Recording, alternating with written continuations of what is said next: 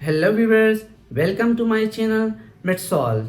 आज मैं अपने व्यूवर्स को जिस टॉपिक के बारे में पढ़ा रहा हूँ वह है pKa and what is the relationship between केए एंड पीकेए।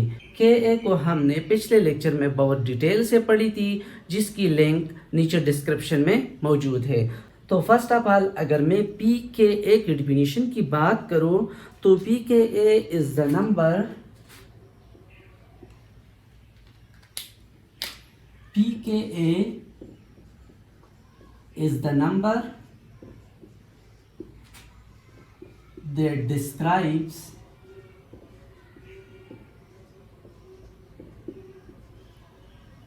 the acidity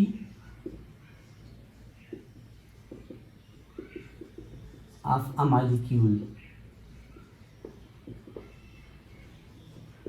इसका मतलब ये है कि जब हम एक एसिडिक मॉलिक्यूल की स्ट्रेंथ को एक नंबर के ज़रिए मालूम करें तो इसका मतलब होगा pKa। मिसाल के तौर पर हमारे साथ एक एसिडिक सब्सटेंस है दैट इज़ HA, और इस एसिडिक मॉलिक्यूल को मिसाल के तौर पर मैंने एक मीडियम में डिज़ोल्व की। तो जब हम इस एसिडिक मॉलिक्यूल को एक मीडियम में डिज़ोल्व करेंगे तो ये एसिडिक मॉलिक्यूल हमारे साथ इस मीडियम में डिसोसिएट हो जाएगा पॉजिटिव और नेगेटिव आयंस में। तो जब हम अब इस एसिड्स की एसिडिक मॉलिक्यूल की pKa की वैल्यू की बात करें तो अगर ये हाइड्रोजन आयन मतलब ये प्रोटॉन अगर इस एसिड से जल्दी डिसोसिएट हो गया, सेपरेट हो गया, तो इसका pKa वैल्यू मतलब कम आएगा। तो मतलब जब हमारे साथ एक मॉलिक्यूल एक एसिडिक मॉलिक्यूल से प्रोटॉन जल्दी डिसोसिएट हो जाए, इसका pKa वैल्यू कम आएगा। लेकिन अगर अब हम इसकी एसिडिटी की बात करें कि ये हमारे साथ इस वक्त स्ट्रांग होगा या वीक होगा, तो अकॉर्डिंग टू ब्रोंस्टेड-लॉवरी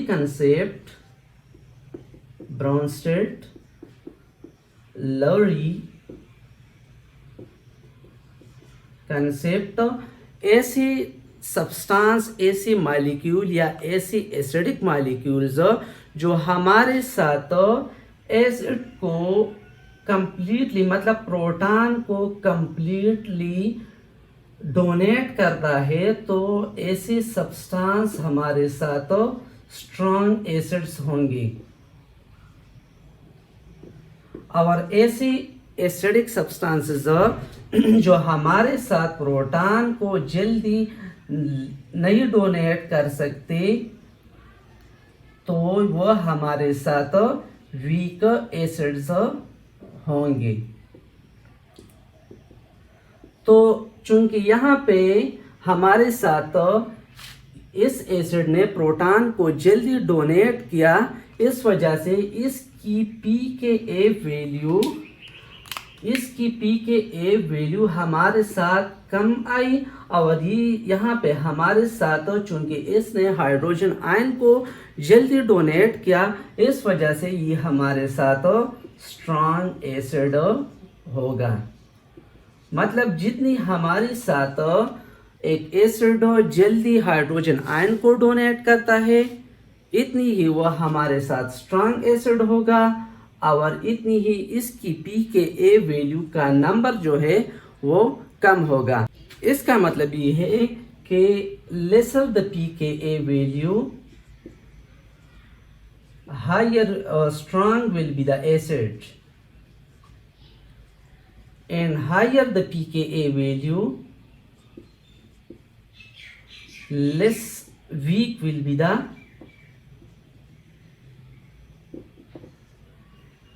the acid। तो अगर हम यहाँ पे इन एसिड्स की बात करें, ये हमारे साथ कुछ ड्रग्स है जो हमारे साथ एसिडिक मॉलिक्यूल्स है।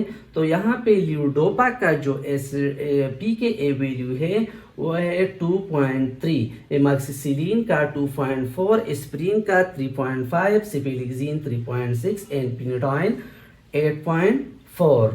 तो यहाँ पे अगर मैं ल्यूडोपा और पिनेटाइन्स की रिलेशन pKa या एसिडिटी की रिलेशन को मालूम करूं, तो यहाँ पे चूंकि ल्यूडोपा का pKa वैल्यू कम है, इसका मतलब है कि ये हमारे साथ जल्दी प्रोटॉन्स को डोनेट करता है।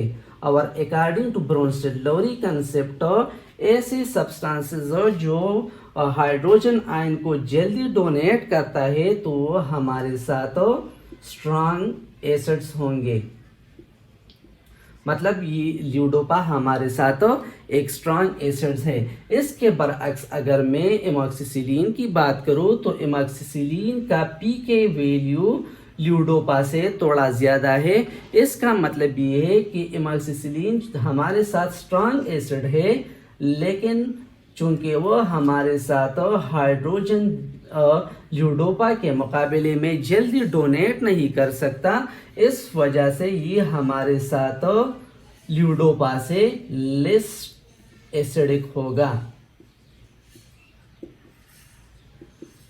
लेकिन अगर इसके बरअक्स, इन ड्रग्स के बरअक्स में पिनेटाइन्स की बात करूं तो पिनेटाइन्स का वैल्यू हमारे साथ ज़्यादा है। और जैसे कि हमने कहा कि जब pKa वैल्यू हमारे साथ ज़्यादा आएगा तो हमारे साथ इस प्रोटॉन को जल्दी डोनेट नहीं कर सकता, इस वजह से ये हमारे साथ वीक एसिड्स होंगे। तो pKa वैल्यू हमारे साथ नॉर्मली स्मॉलर नेगेटिव वैल्यू से लेकर एक हायर पॉजिटिव वैल्यू तक जा सकता है। मिसाल के तौर पर अगर ये मेरे साथ pKa वैल्यू का एक ग्राफ है तो इस ग्राफ में मिसाल के तौर पर -2 से लेकर -2, -1, 1, 2, 3 अप टू 50। इस 50 का मतलब है हायर द pKa वैल्यू और यहाँ पे लेसर द pKa वैल्यू। तो जब हमारे साथ मिसाल के तौर पर एक सब्सटेंस की pKa वैल्यू मेरे साथ स्मॉल है, तो यहाँ पे हमारे साथ जो प्रोटॉन्स होगा, जो हमारे साथ ब्रोंस्टेड-लोरी प्रोटॉन होगा, वो एसिडिक सब्सटेंस के साथ लेस टाइटली अटैच होगा और इस वजह से वो प्रोटॉन को जल्दी डोनेट करेगा। इस वजह से ये हमारे साथ स्ट्रॉन्ग एसिड्स होंगे। लेकिन ऐसे सब्सटेंस जिसकी pKa वैल्यू इंक्रीज है तो ये हमारे साथ प्रोटॉन्स को जल्दी डोनेट नहीं करेगा, इस वजह से ये हमारे साथ वीक एसिड्स होंगे। तो pKa वैल्यू को मैं ऐसी भी बता सकता हूँ कि pKa वैल्यू हमें बताता है कि ये प्रोटॉन्स हमारे साथ कितना स्ट्रांगली ब्रोंस्टेड-लोरी एसिड्स के साथ अटैच है। अगर एक सब्सटेंस हमारे साथ ब्रोंस्टेड-लोरी मॉलिक्यूल के साथ लेस अटैच होगा तो इसकी pKa वैल्यू कम आएगी और वह हमारे साथ स्ट्रॉन्ग एसिड्स होंगे। और जिस सब्सटेंस की pKa वैल्यू ज़्यादा आएगा और जिस सब्सटेंस की pKa वैल्यू ज़्यादा आएगा, इसका मतलब ये है कि वह हमारे साथ जल्दी प्रोटॉन्स को डोनेट नहीं करेगा, इस वजह से वो सब्सटेंस हमारे साथ वीक एसिड्स होंगे। pKa को समझने के बाद अगर हम pKa और pKa की रिलेशनशिप की बात करें तो मिसाल के तौर पर हमारे साथ एक एसिडिक मॉलिक्यूल है, ये हमारे साथ एक एसिडिक मॉलिक्यूल है और जब हम इस एसिडिक मॉलिक्यूल है लेकिन वीक एसिडिक मॉलिक्यूल है, और जब हम इस एसिडिक मॉलिक्यूल को एक मीडियम में डिज़ोल्व करते हैं तो इसमें ये हमारे साथ प्रोटॉन्स प्लस कंजुगेट बेस में डिसोसिएट हो जाएगा। कंजुगेट बेस, तो चूंकि ये हमारे साथ एक वीक बेस है, इसलिए ये हमारे साथ कुछ टाइम के बाद एक इक्विलिब्रियम को अचीव करेगा। तो जब हम इस एसिडिक मॉलिक्यूल की इक्विलिब्रियम कांस्टेंट को मालूम करते हैं तो हमारे साथ इस तरह होगा। This is the concentration of protons multiply by the concentration of conjugate acid divided by the concentration of acidic molecule in unionized form। मतलब ये हमारे साथ अनआयनाइज्ड, ये हमारे साथ अनआयनाइज्ड मॉलिक्यूल है और ये हमारे साथ आयनाइज्ड मॉलिक्यूल है। तो यहाँ पे अगर मैं के ए की वैल्यू की बात करूँ तो यहाँ पे जब हमारे साथ इस मीडियम में अगर प्रोटॉन्स की अमाउंट ज़्यादा आएगी तो इस वजह से, चूँकि के ए प्रोटॉन्स को डायरेक्टली प्रोपोर्शनल है, इस वजह से प्रोटॉन की वैल्यू भी ज़्यादा आएगी। इसका मतलब है हायर द के ए,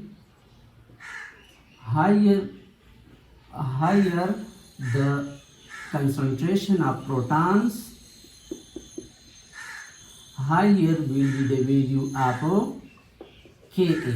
लेकिन अगर मैं अब यहाँ पे pKa की बात करूँ तो pKa वैल्यू हमारे साथ यहाँ पे कम आएगी। क्यों कम आएगी? क्योंकि हमने कहा था कि जब हमारे साथ एक सॉल्यूशन में एक एसिडिक मॉलिक्यूल ज़्यादा अमाउंट में प्रोटॉन को डोनेट करेगा तो हमारे साथ तो इसकी पीके वैल्यू हमारे साथ कम आएगी। मतलब जब हमारे साथ एक एसिडिक मॉलिक्यूल स्ट्रॉन्गर एसिड्स जल्दी स्ट्रांगली प्रोटॉन्स को डोनेट करेगा तो हमारे साथ इसकी pKa वैल्यू हमारे साथ कम आएगी। तो चूँकि यहाँ पे हमारे साथ इस मॉलिक्यूल ने जल्दी हमारे साथ मतलब ज़्यादा अमाउंट में हमारे साथ प्रोटॉन को डोनेट की है, इस वजह से इसकी pKa वैल्यू कम होगी। तो इसकी कंक्लूजन की अगर मैं बात करूँ तो higher the Ka value lesser will be the pKa value. इस रिलेशन को आपने समझनी है, ये हमारे साथ ज़्यादा एमसीक्यूज में भी आते हैं। इसके बरअक्स अगर इस मॉलिक्यूल की, अगर इस एसिडिक मॉलिक्यूल की Ka वैल्यू हमारे साथ कम आएगी, मतलब हमारे साथ इस रिएक्शन में मिसाल के तौर पर अगर HA जो है मतलब अनआयनाइज्ड एसिड हमारे साथ जल्दी आयनाइज नहीं हुआ, मतलब कंप्लीटली हमारे साथ एसिड प्रोटॉन्स को आयनाइज नहीं हुआ, डिसोसिएट नहीं हुआ, इस वजह से इस सॉल्यूशन में HA की कंसंट्रेशन ज़्यादा होगी और चूंकि ये कंसंट्रेशन हमारे साथ Ka को इनवर्सली प्रोपोर्शनल है, इस वजह से Ka की वैल्यू भी कम आएगी। इस चूँकि हमारे साथ इस सब्सटेंस ने जल्दी प्रोटॉन्स को डोनेट नहीं की है, इस वजह से pKa वैल्यू हमारे साथ ज़्यादा आएगी। मतलब जब हमारे साथ वीक एसिड्स होंगे, मतलब जब वो प्रोटॉन्स को इजीली डोनेट नहीं करेंगे, इस वजह से इसकी pKa वैल्यू ज़्यादा होगी। तो इसका मतलब ये होगा lesser the Ka higher will be the pKa value. अगर हम pK और Ka की इक्वेशंस की बात करें तो pKa is the negative logarithm of के ए। चूंकि यहाँ पे हमारे साथ के ए नेगेटिव में है, तो जब हमारे साथ के ए की वैल्यू ज़्यादा होगी तो पी के ए की वैल्यू कम होगी। मतलब इस इक्वेशन से हम ये मालूम कर सकते हैं, हायर द के ए value lesser will be the pKa value, and lesser the Ka value, higher will be the pKa value। तो ये हमारे साथ pKa और Ka के दरमियान में रिलेशन है।